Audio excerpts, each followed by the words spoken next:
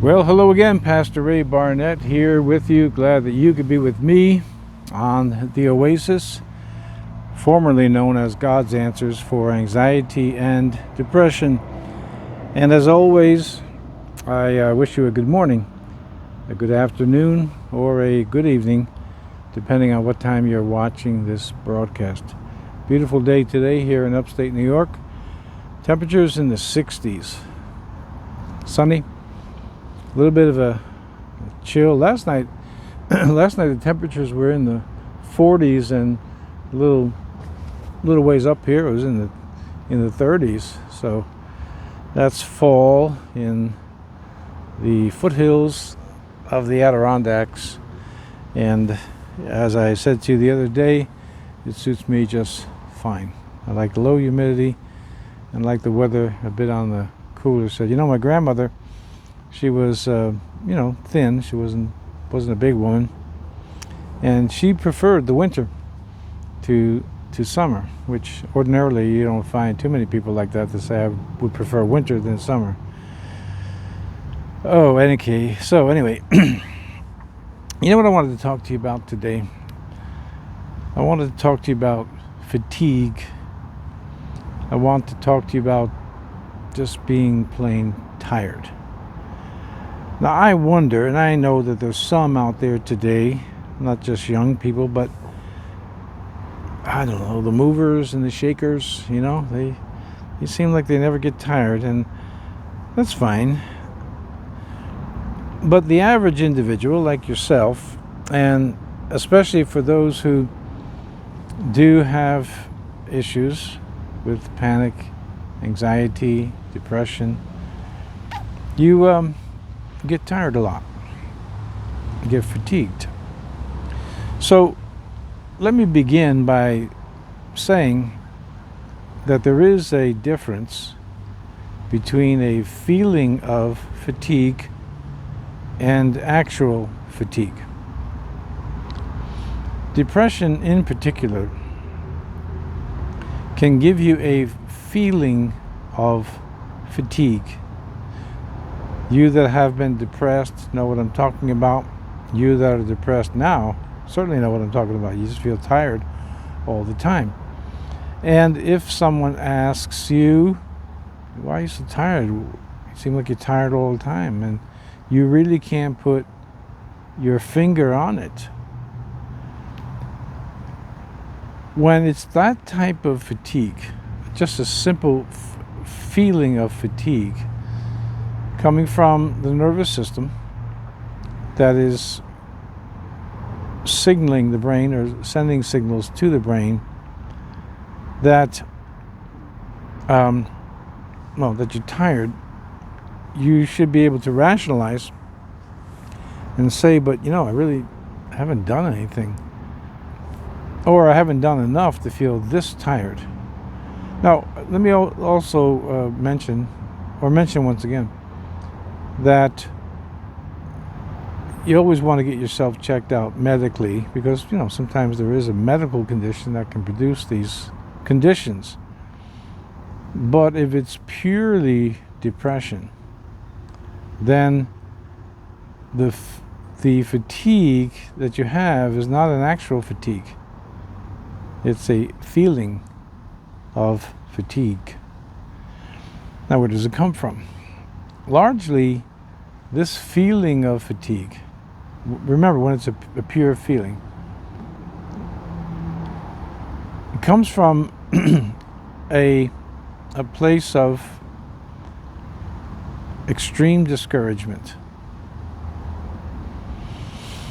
And it's cyclical. Remember, we talked, it was been many months ago now, about the vicious cycle of panic. Well, it's the same thing with fatigue. You feel tired, you don't want to do anything. So, you don't. Now you feel guilty that you didn't do anything, and the cycle begins. Now you feel even more fatigued, which is really, you feel even more discouraged. How many of you have not gone to a social event for your family, maybe for a son or a daughter, husband, wife, or someone that's important to you, because you just kept telling everybody, I'm so tired, I just feel so tired. And then what ordinarily doesn't help, and you have heard this, they'll say, but you've been checked out from this doctor, that doctor, you've been checked out, and they're not finding anything wrong. And I'm saying to you that if you have been checked out and they really can't find anything wrong, then start to think in terms of depression as the chief suspect.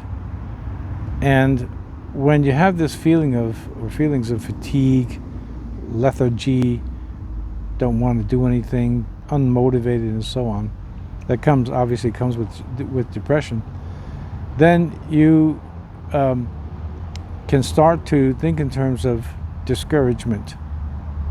Extreme discouragement is related to depression. And when that occurs, there's these feelings. Now keep in mind that I'm accenting the word a feeling. It's not a real fatigue. We're going to talk about that in just a few minutes. So, because I'm separating the two. One that's a feeling of fatigue, and there's something you need to do for that. And one that's real fatigue and something that you need to do for that. And you got to know which is which. So, when you're having feelings of fatigue, but you can rationalize and say, I haven't really expended enough energy to feel this tired, and once again you've been checked out medically so that you know that it's not some physiological problem, it's not a disease or something going on in the body, then it's coming from a rather extreme case of discouragement. Okay, so what do you do for that type of fatigue? Well, it's a feeling of fatigue. You have to move your muscles. It could be as simple as getting up and cleaning the house, taking a walk. I have always enjoyed working out, even on days when I don't feel up to par, when it's actually something going on, maybe a minor cold or something.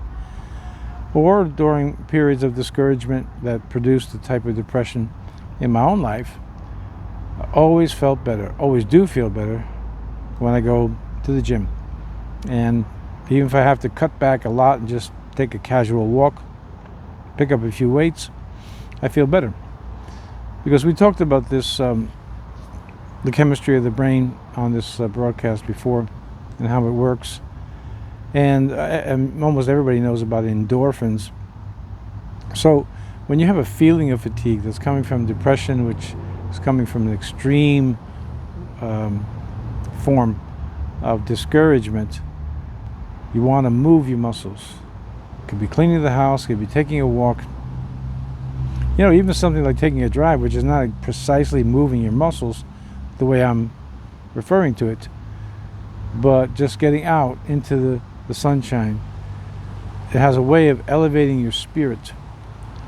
And you'll find, and keep in mind, when it's a feeling of fatigue, and it's not real fatigue, which I'm going to talk about in just a second,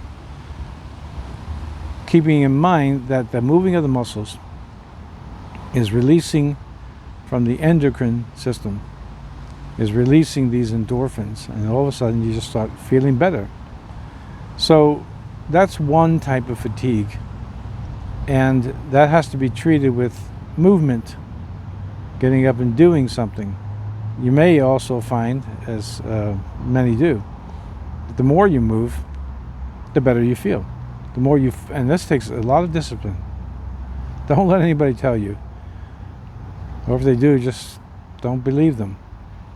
Oh, I was anxious once, or I was depressed once, and I just, yeah, okay, maybe, but it's not that easy, and you know that from experience. When you're depressed, it's not that easy to get up off the couch, get out of your bed, and start moving your muscles around. I mean, simple things like just cleaning yourself, taking a shower.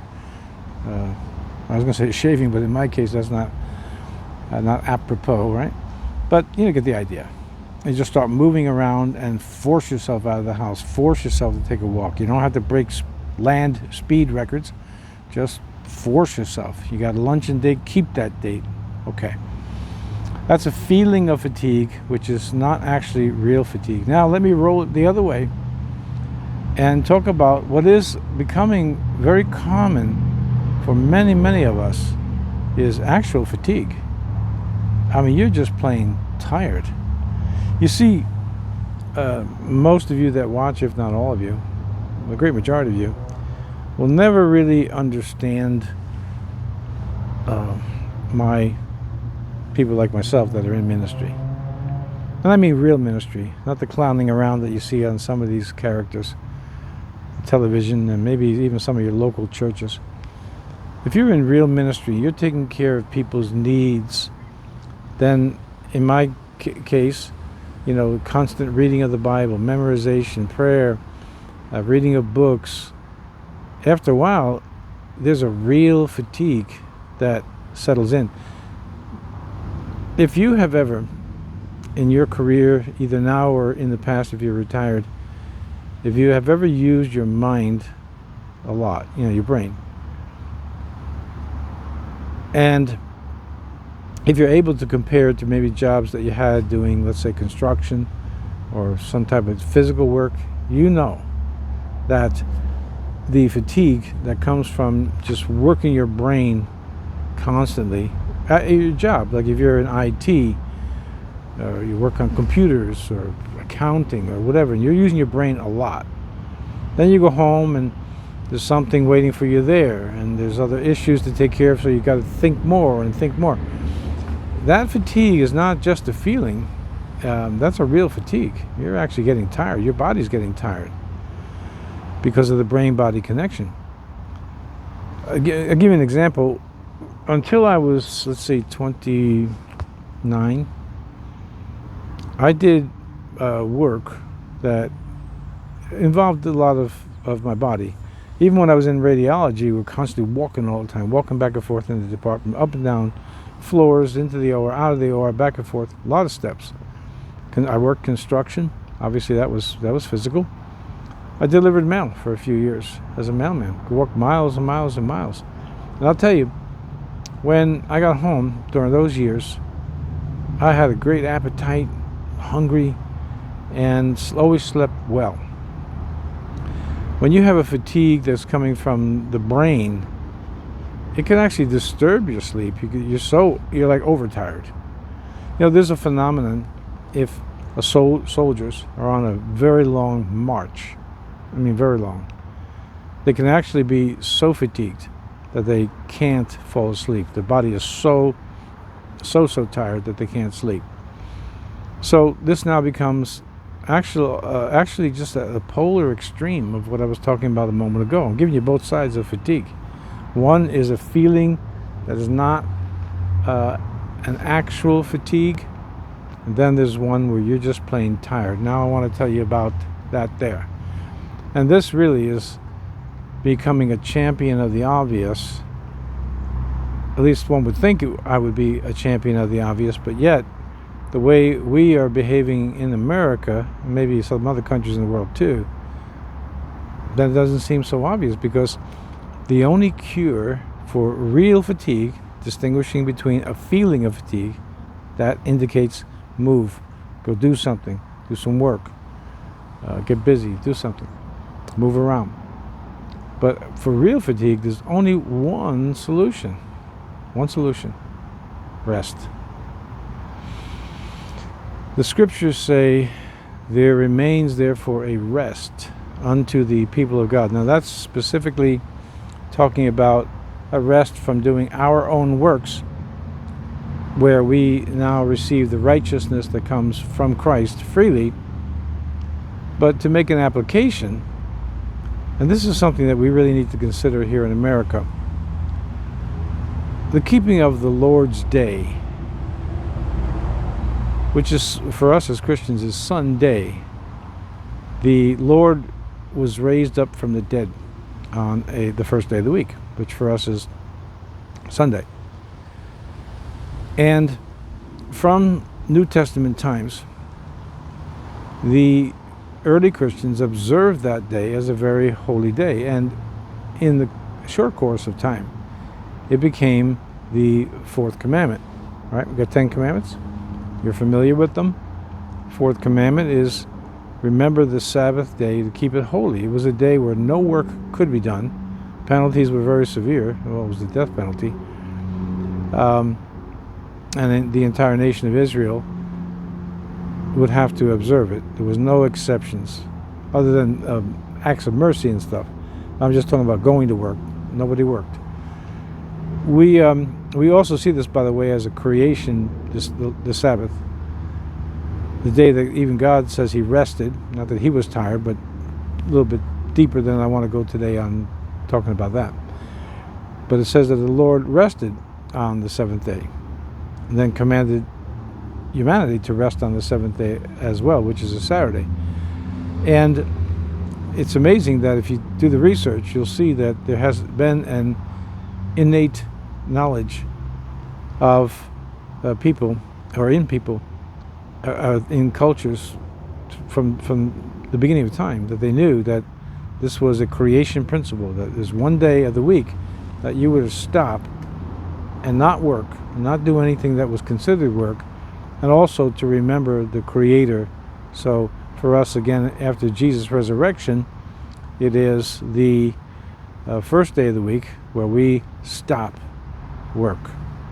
Again, your job, you're a doctor, you're a nurse, fire department, police department, other things are exceptions to that rule. But even then, you must have a day that you're just not doing work. And we, in America, if you look at the history of the Sabbath, Sunday, the Lord's Day, in America, you'll find that it was an integral part of our country for centuries. It was only in the 20th century that we continued to see the erosion of the Lord's Day until finally my generation, baby boomer generation, we saw it disappear altogether. Now, even in this small city where I live, it's just constant traffic, constant busyness. Stores are always open. And it doesn't seem to me to be so much of a mystery where we have now developed these conditions known as Epstein-Barr or chronic fatigue syndrome. Again, for me, so many things in life are pretty simple to understand if you're working all the time. If you're always on the go, there's no relaxation, there's no breaks, well, you're going to be tired. And if you get tired enough, and I mean, it's in its chronicity, chronically tired, you're going to have problems, physical problems, maybe mental health problems as well. So, keeping the Sabbath is a real good idea. Well, it's one of the 10 commandments. It's a real good idea to have Sunday as your day of rest, your day of going to church, fellowship, your local fellowship, or wherever you go, and listen to the Word of God and sing songs and pray. But as a general principle, or of an overarching principle, you must have time to rest, time to just shut down. I'm a napper. I've been that way since I was in high school. I every day, well, for me it'll be shortly, I lay down and I take a nap. Been doing it all my life. Around the globe, we have people, cultures I mean, who have siesta time. We were in Italy many years ago now, and go to get something to eat at, what was it, 1 o'clock or something like that, and everything's closed. And I said to my wife, hey, you know what, it's this, not siesta, but it's time. They take a few hours off in other cultures. Here in America, and it's unfortunate, not to our credit, that it's just constant work.